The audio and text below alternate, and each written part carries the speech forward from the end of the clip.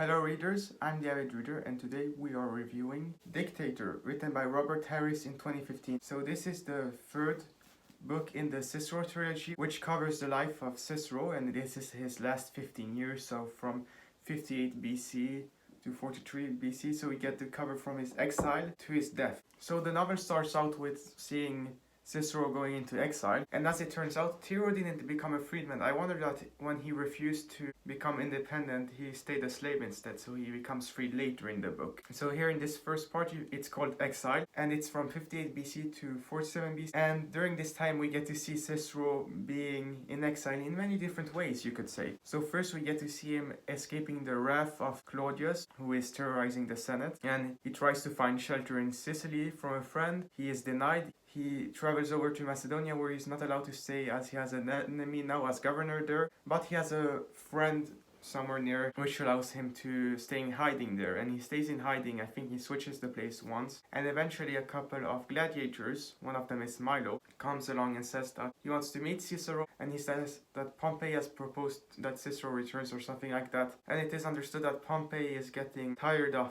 Claudius terrorizing now. Actually, one of Pompey's friends, I think, was killed by Claudius's supporters. Everyone is turning against Claudius. For Cicero to return to Rome, he has to reconciliate with Caesar. So Cicero is sent away to conciliate with Caesar, and Caesar is there naked on some table, and he agrees to the deal they make. So you know that you've got this triumvirate, whatever it's called, between Crassus and Pompey and Caesar, where they have a lot of power, and they are given even more power. I think Pompey and Crassus are made consul, while Caesar is sent away to Gaul to fight some more Gauls, but Cicero has to deal with Claudius now. So he turns his former protege Rufus against Claudius through some trial tinkering and things like that. So he switches sides all the time, Cicero, to humiliate the Claudian family. And eventually there's a trial between Rufus and Claudius and Claudia. Cicero uses his great witticisms to humiliate Claudia and for her to disappear out of existence. So he implies strongly her different promiscuity, and he makes some jokes where he misspoke and says that Claudius is the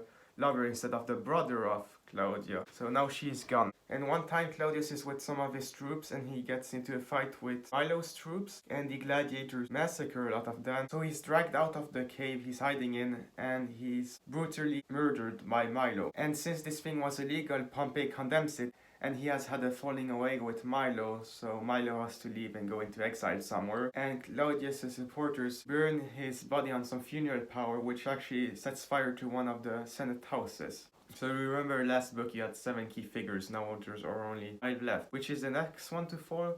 Well, that's Crassus. So I think both Pompey and Crassus also got some more military positions, and Crassus goes off to fight off some war in Syria. He's become governor there. He loses the battle over there. He refuses the opportunity to retreat, and instead his troops become massacred. He is killed as everyone else eventually. So now Crassus is dead also.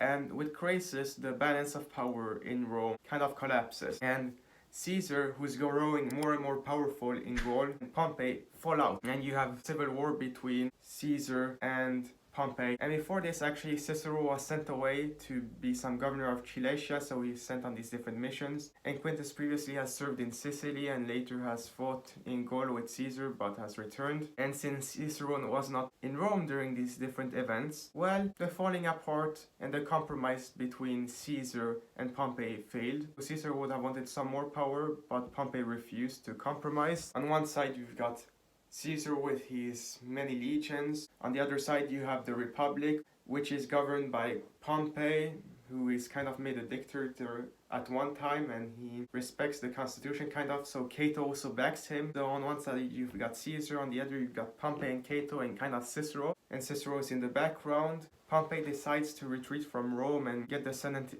into exile and make his base in Macedonia and in Africa and things like that, and he says that the war will be fought in Africa or away from Rome and things like that. So yeah, Caesar had less soldiers I think than Pompey, but Pompey made a lot of dumb strategic mistakes. There's this different religious stuff that diminishes his morale. You can see that Caesar is starting to win the war. Pompey goes to Egypt to see his so-called ally, but the pharaoh there betrays him, and some of his soldiers I think betray him and kill him. That that kind of ends the civil war thing mostly. Caesar has kind of become dictator now. You got still Cato left with the civil war kind of. And one of the Republicans say that Cicero should take command. Cicero refuses. He says that his advice should have been listened to when peace was possible. Now it's useless, and someone to kill him for refusing his power position. But Cato makes an understanding that yeah, Cicero can leave if he wants to. So Cicero decides instead to go to Caesar's Italy. He's ironically safer there than over on his own Republican side, and Cicero promises to stop making political speeches to be able to return to Rome and write philosophy. And that's kind of part 2. So part 2 starts out with we learn that the civil war is basically over and that Cato, instead of getting caught, killed himself with a sword like this. He sliced himself up, I think. His slaves tried to save him. There was a doctor called. He could have survived, but instead he decides to pull out his own guts. Yeah, Cato is kind of a principled badass here. And how Caesar handles this makes him lose some respect of the Roman people, because pretty much everyone respected Cato for his principles, at least. And during this time you have Cicero writing philosophy. His daughter Tullia's first husband was dead. Her second husband, Dolabella, he was on Caesar's side, kind of. He was not a good man. Cicero eventually divorces his wife Terentia when he learns that she's done some funky stuff with his finances. So he had previously promised to do some certain things to different people, including Milo, who died with Rufus in the Civil War later on. And Terentia instead has disregarded Cicero's wishes with different finances and helping people, basically plundering his different estates with one of her servants. So he divorces her. Tullia quite quickly divorces her second husband, Dolabella, and she's pregnant. She has a child and she soon dies afterwards. So about a month later, I think, or a few days later, she's dead. And she dies where she wishes to be. It's Cicero Howard, I believe. So his philosophy allows him to grieve. He decides to grieve honestly instead of trying to hide away from these things. He's writing his different philosophies. He writes a similar text to Plato's Republic. He calls it On the Republic. He publishes different texts, kind of attacks the empire of Caesar indirectly in his text to some dialogues between some ancient Roman heroes. So now you only have Cicero and Caesar left, the two rivals. And you may know what happens to Caesar, right? One time he is summoned by some politicians. People who fought under him previously decide to kill him. First stab in the neck, tries to escape, and then he's stabbed a lot of times by these different politicians and military men. He dies, and the Brutus brothers are involved in this. And they said they did this to save the Republic. Only problem is they planned this very badly, as they thought they could rely on Mark Antony to reinstate it, as he's the consul. However, Mark Antony is a worse version of Caesar. So they're afraid they're gonna be killed by the masses and the soldiers. You have Mark Antony with some soldiers and Lepidus with other soldiers coming to Rome. There is a decision for reconciliation between them. Read that temporarily Caesar's laws will be valid and you will have elections later on. There is some compromise. Decimus, one of the Brutus brothers, is made governor in Gaul, and you have some other people who get some other positions. But later Mark Antony claims that position of governor himself, so he leaves Rome to claim it. So now you have a second civil war in this book, and Cicero returns to Rome again, and previously brokered between Mark Antony and Caesar's assassins, and Caesar's funeral. It led to some frenzy stuff. So now you have a new war between Mark Antony and Decimus, and in some ways between Mark Antony and Cicero. And Cicero makes a bunch of speeches to galvanize the people in the Senate, but there are some senators who want to compromise with Mark Antony. Cicero says that's not a good idea, but they try anyways. They fail, so you have a war between them, kind of. It goes well first, but then it doesn't go so well, and you have had Octavian involved in this, Augustus, who is a very young soldier general, adopted son of Caesar, and there's been a disagreement of inheritance between him and Mark Antony, and that's one of the things that kind of sparked the civil war. And Octavian is on Cicero's side, but eventually you have Lepidus who switches side with Mark Antony, and he does that kind of cowardly, dishonestly, while Octavian does so quietly. He marches into Rome and he makes it understood to Cicero, it's kind of over your power thing. You will be allowed to stay in Italy but not in Rome. You write your philosophy, shut up, do not leave Italy. And remember, Cicero has supporters now in Greece, so he could have escaped there with his friends,